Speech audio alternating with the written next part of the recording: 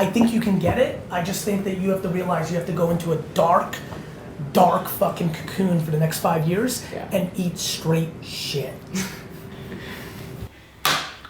This is the worst advice I heard in a long time. Now imagine that for the next 5 years I'm gonna eat straight shit.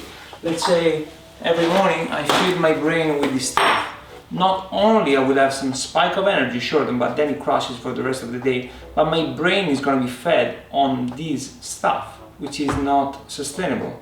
And instead of spending, I don't know, $30 a week for groceries, when I'm spending $100 a week for groceries, but you buy fresh food instead. Because on the long run, every 7 years actually, all your cells in the body are gonna be replaced by new cells. And the new cells will take the fuel from the food you eat, and this is not food. If I say the word food, what comes to mind? To me, food is anything that contains 3 ingredients or less, and preferably comes fresh from the ground.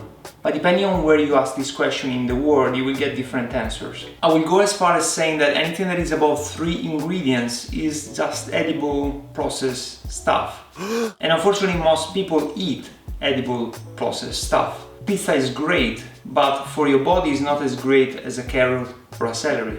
We agree on that, right? There is a book called Hungry Planet where the author asks people around the world to take a photo in front of their weekly grocery shopping. Turns out that the word food has different meaning for people of different countries, with the majority of Western society choosing processed food over fresh one. In just a few hundred years, food shifted from these to these, and in response to that, human beings evolved from these to these. And last time evolution went that wrong is when wolves approached humans for food. Back in the day, we used to get limited access to sugar, with fruit being a scarce and seasonal delicacy, because sugar meant a boost of energy, and in terms of survival, it could grant you 1 or 2 more extra days on Earth. Today we can have everything, anytime, and food companies are doing everything they can to get us hooked to their product. Let's start from the beginning. The big change happened when we discovered fire. With less time needed for digesting, we had more time and energy to think and process information. Fast forward a few thousand years and industrialization is knocking at the door, with many humble market stall owners turning entrepreneurs and looking to sell to the masses. Ceremonial tobacco and cacao are turning into cigarettes and chocolate, potatoes into chips, and processed sugar started raining on everything, turning every toddler around the world into a crack addict from an early age. And voila! Food!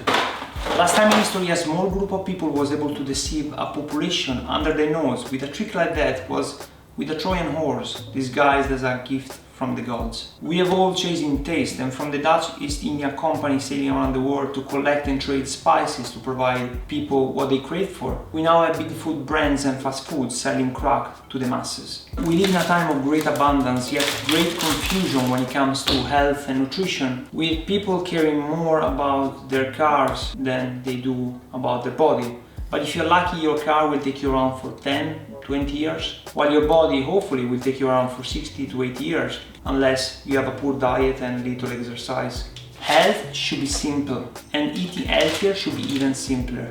So here are 3 guidelines that I follow every time I have to choose if something is food and nutritious for me against something that is harmful and is not classified as food. Remember the 3 ingredients rule. Stick to that as much as you can, but if you can't, try to deconstruct whatever you are introducing into your body. If you take the ingredients some food is made of, and you have to think of taking them individually into your body, are they good for you or are they bad for you? And when you turn a package, if you don't understand a name, try to search it. Long-term effect of this on the body, you will be surprised. Be mindful of your sizes. Ayurveda, the discipline that teaches you how to eat and live better, says that you should eat as much food as you can hold into your palms. Unfortunately, when you introduce not food into your body, the body doesn't get satisfied and full, so you keep eating. Another thing is you create distraction, so you don't really listen to how much full is your body. Another important thing is do not mix anything with your main food. So when you're eating, do not introduce any coffee, sugary drinks, alcohol, and even water, because when you introduce water, you're basically watering down the acids in your stomach, making digestion even harder.